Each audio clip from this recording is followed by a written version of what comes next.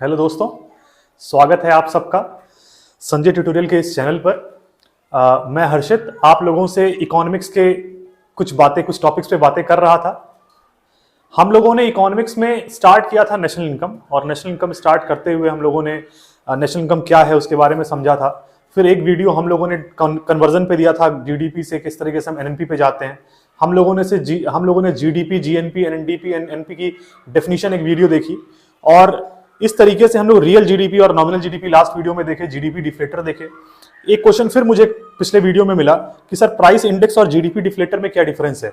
देखिए, जो हम प्राइस इंडेक्स की बात कर रहे हैं ना, वो प्राइस इंडेक्स मैं उस वीडियो में आपको बताया था कि प्राइस इंडेक्स का मतलब क्या है। जैसे कि मैं अगर आपसे कहूं कि मुझे प्राइस इंडेक्स निकालना है, तो प्राइस इंडेक्स निकालने के लिए मैं क्या करता हूं, मैं कहता हूं कि रियल नीचे, नॉमिनल ऊपर, multiplied by 100।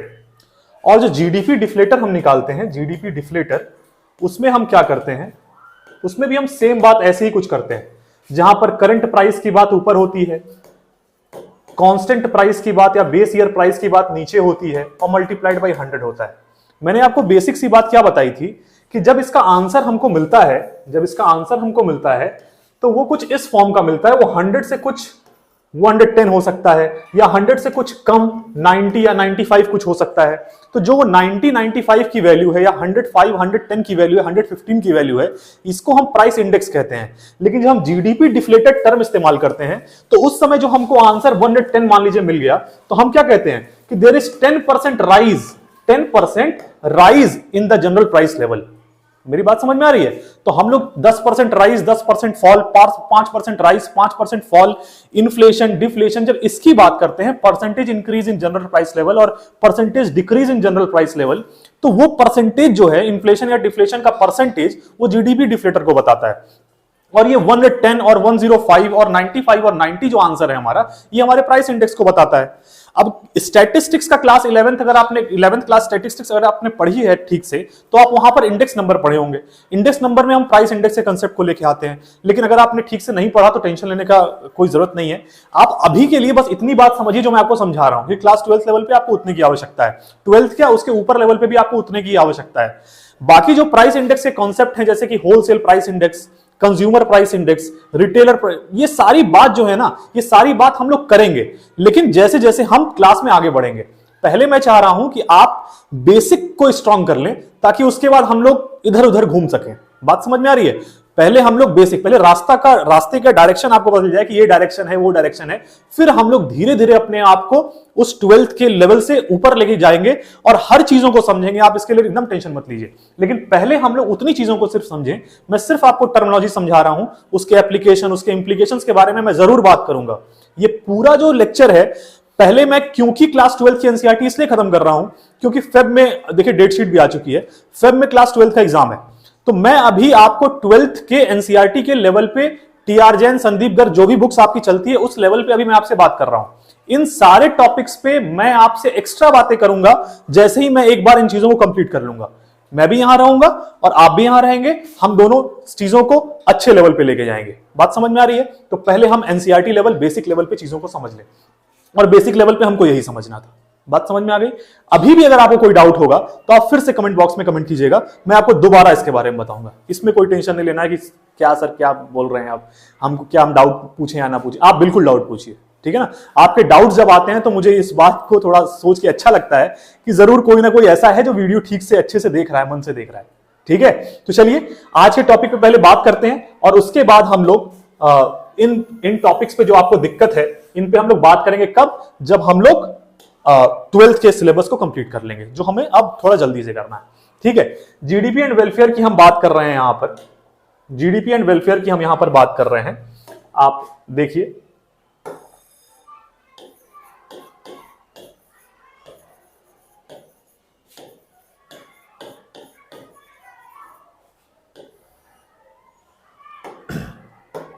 GDP and welfare को हम अब समझते हैं। ठीक है, जीडीपी एंड वेलफेयर को अब हम समझते हैं। देखिए, मैंने आपसे एक बात कही, और वो बात मैंने पहले क्लास से ये कहनी शुरू कर दी, और वो क्या कही कि ये जो हम मैक्रो इकोनॉमिक्स मॉडल पढ़ रहे हैं, ये macro economic model is Keynesian model. Keynesian model का मतलब जेएम कीन्स नाम के एक अर्थशास्त्री जिन्होंने पूरे मैक्रो इकोनॉमिक मॉडल को जन्म दिया, उन्हीं के मॉडल के बारे में हम पूरी इस मैक्रो इकोनॉमिक्स की किताब में थ्योरी और बाकी सारे मॉडल्स के बारे में चीजें पढ़ते हैं। अब ये जो हम पढ़ाई करते हैं इसमें कीन्स के कुछ एजम्पशंस हैं। इकोनॉमिक्स है, आप कोई भी चीज की अगर हाइपोथेसिस, आप कोई भी चीज अगर मान लीजिए मैं अगर आपसे कहूं कि आप कोई रिसर्च करने जा रहे हैं, किसी चीज की थ्योरी आप स्टैब्लिश करने जा रहे हैं, आप जब भी ऐसी कुछ चीजें करने जाएंगे तो श्योर सी बात है कि आप कुछ ना कुछ सर्टेन एजम्पशंस रखेंगे। उन एजम्पशंस को मानते हुए आप उस थ्योरी को जनरेट करेंगे। जैसे याद कीजिए कि हम लोगों ने माइक्रो में क्लास 11th में law of diminishing marginal utility पढ़ी, हम लोगों ने law of equi marginal utility पढ़ी। जिसने नहीं पढ़ी वो टेंशन नहीं लेगा, माइक्रो का अलग क्लास हम लोग लेके आएंगे।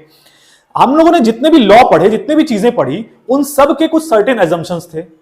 उन एजम्पशंस के बेसिस पे ही माइक्रो इकोनॉमिक थ्योरी बनी। अब यहां जो हम मैक्रो इकोनॉमिक मॉडल पढ़ रहे हैं, ये मैक्रो इकोनॉमिक मॉडल कीन्स का मॉडल है। कीन्स ने अपनी ये सारी बातें अपनी एक किताब theory of income and employment के जरिए कही। अब उस बुक में जो वो रिसर्च पेपर और बाकी सारी चीजें वो स्टैब्लिश कर रहे थे, उसमें वो कुछ सर्टेन एजम्पशन लेकर ये बात कर रहे थे। अब वो सर्टेन एजम्पशन कई सारे हैं, उन एजम्पशंस के बारे में भी हम लोग बात करेंगे। लेकिन एक एजम्पशन जो हमें अपने पूरे मैक्रो इकोनॉमिक्स में क्यों दिमाग में रखना है, क्योंकि ये बात आप मेरी मान के चलिए, आप जब भी कहीं पे परेशानी में आएंगे ना क्लास 12th लेवल पे कि ये क्वेश्चन हमको दिया हुआ है, ये थोड़ा सा वैल्यू बेस्ड क्वेश्चन है, हम इसमें क्या रिप्लाई करें, तो आप मेरी इस बात को याद रखिए, कीन्स के इस एजम्पशन को याद रखिए। इस साइकिल को अगर आप चला देंगे तो आपका काम हो जाएगा। और वो साइकिल कौन सी है इसको देखने की कोशिश कीजिए। मैंने ये बात आपको पिछले क्लास में ही बताई है, और वो क्या है कि देखिए, हम जब जीडीपी की बात करते हैं तो जीडीपी के इंक्रीज होने को हम क्या कहते हैं? आउटपुट का इंक्रीज होना।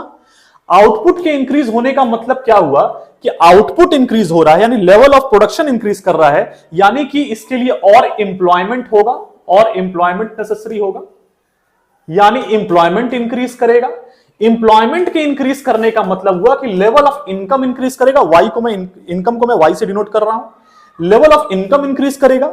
जब लेवल ऑफ इनकम इंक्रीज करेगा तो सीधी सी बात है इकोनॉमी में लोग कंजम्पशन ज्यादा करेंगे। मैं सी को कंजम्पशन को सी से डिनोट कर रहा हूं। कंजम्पशन इंक्रीज करेगा। जब कंजम्पशन आपकी इंक्रीज करेगी तो सीधी सी बात है कि इकोनॉमी में, अब सीधी सी बात आप ये सोचिए ना कि मेरे पास 3 मार्कर्स हैं, मेरे पास 3 मार्कर्स हैं, 3 पेन्स हैं, और मेरे पास यहां 4 ग्राहक बैठे हुए हैं। ये चारों एक एक पेन की हमसे डिमांड कर रहे हैं। तो मैं ये कहूंगा ना कि काश मेरे पास 4 पेन होता, कि जो मैं प्रॉफिट 3 पेन से कमा पा रहा हूं वो काश मेरे पास एक और होता, मैं एक और पेन का प्रॉफिट कमा लेता। 4 मेरे पास पेन नहीं है, डिमांड हाई है, मेरी सप्लाई कम है। मेरी बात समझ रहे हैं? तो मैं ये सोचूंगा ना कि क्या मैं एक एक्स्ट्रा यूनिट ऑफ पेन और प्रोड्यूस कर सकता हूं कि नहीं कर सकता हूं। तो जैसे ही इकोनॉमी में कंजम्पशन हाई होगी, तुरंत प्रोड्यूसर के दिमाग में इन्वेस्टमेंट का ख्याल आएगा कि इन्वेस्टमेंट करो और प्रोडक्शन करो, जिससे कि क्या हो, इन्वेस्टमेंट करो, तुम्हारी सप्लाई इंक्रीज हो, और सप्लाई का इंक्रीज होना ही आउटपुट का इंक्रीज होना है। यानी वापस से आप कहां आ गए, यहां पर आ गए। ये साइकिल आपकी पूरी मैक्रो इकोनॉमिक्स में चलती रहेगी। मेरी बात समझ में आ रही है? अब आप मान लीजिए कोई वैल्यू बेस्ड क्वेश्चन आपके सामने, कोई कंडीशन बेस्ड क्वेश्चन आपके सामने रख दिया गया, और आपको लग रहा है कि जीडीपी की बात हो रही है, इसमें वेलफेयर की बात हो रही है, इसमें क्या होगा, कैसे होगा। तो आप इतनी बात जान लीजिए कि वेलफेयर कैसे होगा? प्रोडक्शन का इंक्रीज, आउटपुट का इंक्रीज, आपका employment increase, income increase, consumption increase, investment increase, supply increase. Cycle चलाते रहिए, चलाते रहिए, चलाते रहिए। इकोनॉमी में यही साइकिल चलती रहती है। लेवल ऑफ प्रोडक्शन बढ़ता रहता है, जीडीपी की वैल्यू बढ़ती रहती है। सन 2000 में, ईयर 2000 में जो जीडीपी की वैल्यू थी वो 2022 में नहीं थी, इंक्रीज कर गई। तो कैसे इंक्रीज कर गई? इसी प्रोसेस से इंक्रीज कर गई।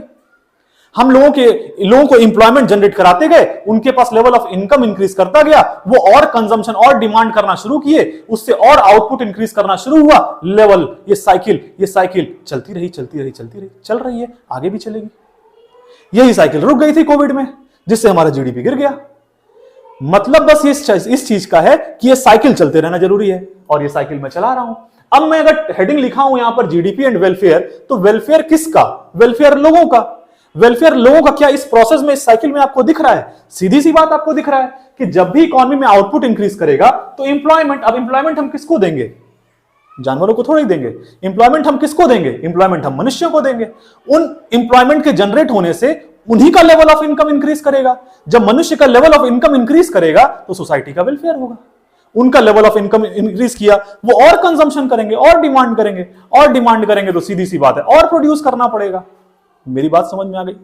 जीडीपी एंड वेलफेयर का आपको साइकिल चलाना समझ में आ गया?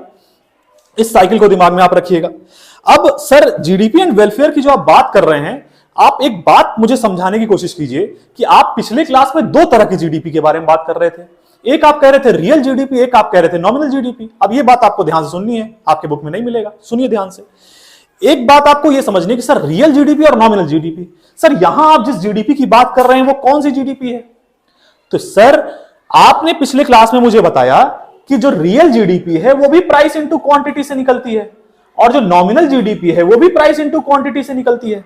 अंतर बस इतना सा है कि ये जो प्राइस है रियल जीडीपी वाला, वो जो प्राइस है वो 2011-12 का प्राइस है, यानी कि हमारा बेस ईयर का प्राइस है। और जो ये नई वाली प्राइस है, इसको मैं पी स्टार अगर कह लूं, तो ये प्राइस हमारी करंट ईयर की प्राइस है, यानी 22-23 की प्राइस है।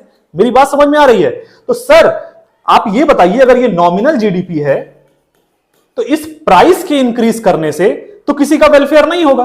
वेलफेयर तो आप सर बता रहे हैं कि आउटपुट के इंक्रीज करने से होगा, और आउटपुट का रियल इंक्रीज कहां पे दिखता है सर? यहां तो नहीं दिखता है, यहां दिखता है, आपने पिछली क्लास में बताया था। मेरी बात आपको समझ में आ रही है? यानी कि रियल जीडीपी, यहां जो हम बात कर रहे हैं जीडीपी एंड वेलफेयर की, यहां हम रियल जीडीपी के इंक्रीज की बात कर रहे हैं। अगर आप ये बात कनेक्ट कर पा रहे हैं तो अभी आप कर पा रहे होंगे जो आपने पिछला वीडियो देखा होगा। अगर आपने पिछला वीडियो देखा है तो आप इस बात को मेरे बहुत आसानी से समझ रहे होंगे। क्यों मैं ऐसा कह रहा हूं? क्योंकि मैंने उसमें कई सारे एग्जांपल्स लेके आपको इन सारी चीजों के बारे में समझाया था। आप उसको देखिए और फिर यहां आइए। मेरी बात समझ में आ रही है? अब रियल जीडीपी के इंक्रीज होने की बात हो रही है सर, यानी यहां पर आउटपुट इंक्रीज होने की बात हो रही है, इससे ये वेलफेयर हो रहा है। सर क्या इसका कोई एक्सेप्शन हो सकता है? क्या कुछ लिमिटेशंस हो सकते हैं? बिल्कुल हो सकते हैं सर। देखते हैं इसका लिमिटेशन क्या है। देखिए, अगर मैं इनके लिमिटेशंस की बात करूं,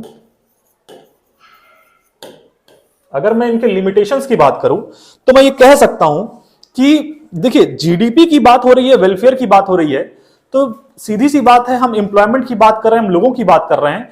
तो जीडीपी टर्म से अच्छा टर्म क्या है? अगर लोगों के वेलफेयर के बारे में जानना है तो हम पर कैपिटा जीडीपी टर्म इस्तेमाल करें ना, कि पर पर्सन को कितना मिल रहा है। जैसे मैं एग्जांपल के तौर पे अगर मैं ये बोलूं कि इस रूम में अभी जो ये वीडियो बन रहा है इसमें 4 लोग उपलब्ध हैं। इन 4 लोगों में अगर मैं ये कहूं कि, और यही मेरी इकोनॉमी है, इस इकोनॉमी में 100 रुपया नेशनल इनकम है, इस इकोनॉमी में 100 रुपया इनकम जनरेट हुआ है, यानी कि सर 100 रुपया जो ये इनकम जनरेट हुआ है, इसमें पर पर्सन की जीडीपी कितनी होगी? पर पर्सन के पास पर कैपिटा इनकम कितना होगा? तो सर अपॉन 4 कर दीजिए, यानी 25 होगा। इंडिया की पर कैपिटा जीडीपी जो है वो तो राइज होती हुई हमको दिख रही है, लेकिन ऐसा भी तो हो सकता है ना कि ये जो बाकी 3 लोग बैठे हैं 20 रुपए में एंजॉय कर रहे हो, 80 रुपए भाई के पास हो सकता है 80 रुपए मेरे पास, 20 में ये 3 लोग जी रहे हैं। अब इसका मतलब क्या हुआ सर? इसका मतलब यह हुआ कि सर आप पर कैपिटा जीडीपी जो 25 आया उससे कई गुना ज्यादा कमा के बैठे हुए हैं, लेकिन जो बाकी के 3 इंडिविजुअल हैं उनके पास तो सर 25 तो छोड़िए, तीनों बेचारे 20 में है। मेरी बात समझ में आ रही है? इसका मतलब क्या है कि जो डिस्ट्रीब्यूशन है नेशनल इनकम का, सबसे पहला पॉइंट, जो डिस्ट्रीब्यूशन है वो प्रॉपर नहीं है। तो लिमिटेशन का हम पहला पॉइंट क्या लिख सकते हैं? Distribution of income. क्लियर है ये बात? अगर हम इसके सेकंड पॉइंट की बात करें, तो हम लिखते हैं कॉम्पोजिशन ऑफ जीडीपी। सर इसका क्या मतलब है? अभी भारत सरकार, इंडियन गवर्नमेंट जो है वो जीडीपी के अपने खर्च को बताती है कि इतना % हम यहां खर्च कर रहे हैं, इतने % हम यहां खर्च कर रहे हैं, इतना प्रतिशत हम यहां खर्च कर रहे हैं। आपको पता है जीडीपी का सबसे ज्यादा हिस्सा कहां खर्च होता है? सबसे ज्यादा हिस्सा खर्च होता है डिफेंस पे। क्लियर है बात? डिफेंस पे। अब ये बताइए कि क्या डिफेंस पे जो हम जीडीपी का सबसे बड़ा हिस्सा खर्च कर रहे हैं, सबसे बड़ा कंपोजिशन जो हम वहां खर्च कर रहे हैं, क्या उससे कोई डायरेक्ट बेनिफिट किसी का सोशल वेलफेयर हो रहा है? क्या उससे किसी गरीब को डायरेक्ट वेलफेयर मिल रहा है? इनडायरेक्ट मिल रहा है। अगर सोसाइटी में शांति है, पीस मेंटेन्ड है, तो ही आप ग्रोथ कर पाएंगे। वो इनडायरेक्ट इंपैक्ट है। लेकिन क्या कंपोजिशन ऑफ जीडीपी का जो सबसे बड़ा हिस्सा हम डिफेंस पे खर्च करते हैं, क्या उसका कोई डायरेक्ट वेलफेयर किसी को हो रहा है? नहीं हो रहा है। इसीलिए हम उसको भी अपने लिमिटेशन में रखते हैं। क्लियर हो गई बात? कंपोजिशन ऑफ जीडीपी में आपको ये बात लिखनी होगी कि हम डिफेंस पे सबसे ज्यादा खर्च करते हैं, ठीक है, और उससे किसी का डायरेक्ट वेलफेयर नहीं हो रहा होता है। और इससे हम ये बता सकते हैं कि जीडीपी के इंक्रीज करने से वेलफेयर हो रहा है, ये कोई एकदम प्रमाणित बात नहीं है। समझ गए आपको क्या लिखना है इसके अंदर? अगर हम थर्ड पॉइंट की बात करें तो हम लिख सकते हैं non monetary exchanges. Non monetary exchanges, गांव के एरिया में अगर आज भी आप चले जाइए तो गाय वगैरह का या फिर जो प्रोडक्ट प्रोड्यूस करते हैं, गेहूं हो गया, चावल हो गया, धान वगैरह, इन सब चीजों का हम क्या करते हैं, इनको किसी और को दिए और उनसे कोई और सामान ले लिए। यानी बार्टर सिस्टम का यूज, बार्टर सिस्टम कहते हैं उसको, मनी बैंकिंग में उसको डिटेल में पढ़ेंगे। इस बार्टर सिस्टम का इस्तेमाल आज भी गांव के एरिया में होता है। क्या जीडीपी उन वैल्यूज को, उन चीजों को कैलकुलेट कर पाएगा? नहीं कर पाएगा। यानी जितने भी नॉन मॉनेटरी एक्सचेंजेस इस पूरे देश में हो रहे हैं, उन चीजों को कैलकुलेट करने की हैसियत जीडीपी में नहीं है। मेरी बात आपको समझ में आ गई? यानी तीसरा जो लिमिटेशन है वो है नॉन मॉनेटरी एक्सचेंज। चौथा और आखिरी जो हमें लिमिटेशन समझना है वो है एक्सटर्नैलिटीज। एक्सटर्नैलिटीज देखिए, लास्ट ईयर जो 2022 का पेपर हुआ है, इस साल का, जो मार्च में एक बोर्ड एग्जाम, मई में बोर्ड एग्जाम हुआ, उस एग्जाम का क्वेश्चन नंबर 1 था यहीं से, ठीक है ना? इसलिए इस बात को आप ध्यान से समझिए। मैं एक्सटर्नलिटीज को लिख रहा हूं। एक्सटर्नलिटीज का मतलब क्या है? एक्सटर्नलिटीज का मतलब आप समझिए कि जैसे मैं अगर आपसे कहूं कि मैं कोई पर्सन एक्स हूं और मेरा कोई पड़ोसी है वाई, मेरा कोई पड़ोसी है वाई, मैं जब अपने यहां कोई एक्सपेंडिचर करता हूं, मैं जब अपने यहां कोई एक्सपेंडिचर करता हूं तो इसका एक बार वाई पे पॉजिटिव इंपैक्ट पड़ता है और एक बार इस वाई पे निगेटिव इंपैक्ट पड़ता है, ठीक? अब सर ये पॉजिटिव इंपैक्ट और नेगेटिव इंपैक्ट समझाइए। मैंने क्या किया कि अपने घर के बाहर जो गार्डन, बाहर जो बाउंड्री थी, उसमें खूब बढ़िया फल वल फूल उल लगा दिए, गार्डन बढ़िया सा बना दिया, उसमें बढ़िया बढ़िया काम कर दिया। अब पड़ोसी जब सुबह उठता है और अपनी खिड़की खोलता है तो उसको भयंकर सा सुंदर सा गार्डन दिखता है, उसको मजा आ जाता है देख के, उसकी सुबह की शुरुआत बड़ी शानदार हो जाती है। बगल वाले क्या करते हैं कि मेरा जो अमरूद का पेड़ है उसकी एक डाल उनकी तरफ जा रही होती है, तो वो अपनी खिड़की में से ऐसे लटक के क्या करते हैं, एक अमरूद तोड़ लेते हैं और सुबह सुबह उनकी शुरुआत अच्छी खासी हो जाती है, नमक लगा के बढ़िया से अमरूद कंज्यूम कर रहे होते हैं। अब ये जो इंपैक्ट है मेरा, यानी हम एक्स पर्सन जब एक्सपेंडिचर किए अपने गार्डन को एस्टेब्लिश करने में, उसका पॉजिटिव इंपैक्ट मेरे पड़ोसियों पे पड़ रहा है। बात समझ में आ गई? एक निगेटिव इंपैक्ट क्या हो सकता है कि मैं उसी कॉलोनी में क्या करूं, अब गार्डन ना खोलूं, बल्कि क्या कर लूं, गार्डन ना लगाकर मैं वहां पर कोई मशीन, कोई इंडस्ट्री खोल लूं। अब मैं जब कोई इंडस्ट्री लगाऊंगा तो पोल्यूशन होगा। बगल वाले को अस्थमा था, पता नहीं कहां चला गया, कल तक तो इंसान था, आज दिख नहीं रहा है। मतलब क्या है मेरा कि पॉजिटिव इंपैक्ट और नेगेटिव इंपैक्ट दोनों हो सकता है मेरे एक्सपेंडिचर से। तो एक्सटर्नलिटीज दो तरह की होती है, एक पॉजिटिव एक्सटर्नलिटीज और एक negative externalities. Sir positive externalities क्या होगी? जब मेरे एक्सपेंडिचर से मेरे पड़ोसियों पर पॉजिटिव इंपैक्ट पड़ेगा तो उसको मैं पॉजिटिव एक्सटर्नलिटी कहूंगा। जब मेरे एक्सपेंडिचर से मेरे पड़ोसी पर नेगेटिव इंपैक्ट पड़ेगा तो मैं उसे नेगेटिव एक्सटर्नलिटीज कहूंगा। क्लियर है बात? क्वेश्चन नंबर 1 लास्ट ईयर के बोर्ड के पेपर का, what is the difference between positive and negative externalities, यही पूछा हुआ था। बात समझ में आ रही है? तो मुझे उम्मीद है कि आपको ये लिमिटेशंस समझ में आ गए। जीडीपी एंड वेलफेयर एक इंपॉर्टेंट टॉपिक है, इससे क्वेश्चन पूछने का चांस है। पिछले साल भी ये बात लिखा हुआ था, तो उसने जीडीपी एंड वेलफेयर डायरेक्ट नहीं पूछा, उसने उस लिमिटेशंस में से एक पॉइंट उठाया एक्सटर्नलिटीज और उससे क्वेश्चन पूछ लिया। तो इस बार भी आप ये मान के चलिए कि जीडीपी एंड वेलफेयर में से एक क्वेश्चन आने वाला है। इसलिए इस टॉपिक को, इस चीज को एकदम ध्यान से देखिएगा और इसको समझिएगा और इन सब के एक प्रॉपर डेफिनेशंस आप दिमाग में रखिएगा कि इसमें क्या क्या आप लिखेंगे। डिस्ट्रीब्यूशन ऑफ इनकम में आप क्या लिखेंगे? तो आप पर कैपिटा जीडीपी की बात लिखेंगे कि हो सकता है कि हमारे यहां जो ओवरऑल इनकम है वो 100 रुपए हो, लेकिन जो 4 लोग हैं उन चारों लोग को पर कैपिटा जीडीपी 25 नहीं है। 3 लोगों के बारे में मैंने आपको बताया। बात समझ में आ रही है कि ये तीनों बेचारे 20 में जी रहे हैं, मेरे पास 80 है। तो ये पर कैपिटा जीडीपी की बात हम डिस्ट्रीब्यूशन प्रॉपर में है ये बात लिखेंगे। यहां पर कंपोजिशन में हम डिफेंस की बात लिखेंगे। डिफेंस में सबसे ज्यादा खर्च होता है लेकिन उसका कोई डायरेक्ट वेलफेयर नहीं, वेलफेयर में कोई रोल नहीं है। नॉन मॉनेटरी एक्सचेंज में हम लिखेंगे कि आज भी इंडिया में कई सारे ऐसे एरिया हैं जहां पर हम गुड्स के बदले गुड्स का एक्सचेंज करते हैं, और गुड्स के बदले गुड्स का एक्सचेंज कभी भी जीडीपी मेजर नहीं कर सकता है, क्योंकि सर ने पढ़ाया है कि जीडीपी मेजर तभी होगा जब इनकम जनरेट होगा। इनकम मतलब पैसा, रुपया, उसकी बात तो नहीं हो रही है। मेरी बात समझ में आ रही है? तो ये नॉन मॉनेटरी एक्सचेंज में हम ये बात लिखेंगे। एक्सटर्नलिटीज में हम पॉजिटिव और नेगेटिव एक्सटर्नलिटीज के बारे में लिखेंगे। मेरी बात समझ में आ गई? तो ये आप जीडीपी एंड वेलफेयर आज समझ चुके हैं।